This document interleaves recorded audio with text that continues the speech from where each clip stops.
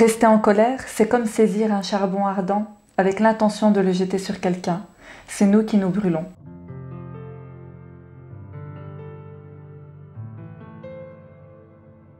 La rancœur est un lourd fardeau qui accable celui qui le porte.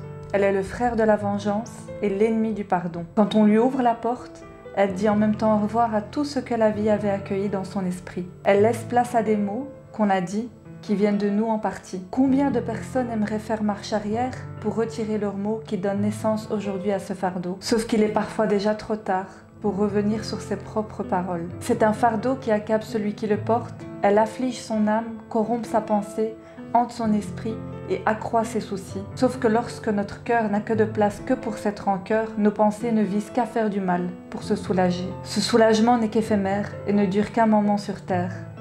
Alors on préfère recommencer en pensant qu'on accédera à la liberté. Cette même rancœur qui nous ronge de l'intérieur nous fera oublier la personne que l'on est au point où l'on risque de se perdre dans un chemin sans but. L'âme peut parfois faiblir et même haïr, mais on ne doit pas se nourrir de toute cette colère qui la fait ressurgir. Car c'est bel et bien là que naît la rancune, qui peut parfois briser une vie entière et la mettre en ruine. L'amour de l'autre, c'est aussi l'amour de soi.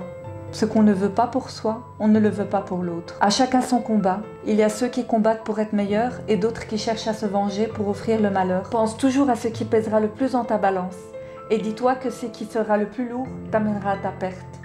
Déjà là, tu prendras du recul et tu pourras réagir avec moins d'amertume. Que la paix soit dans ton cœur.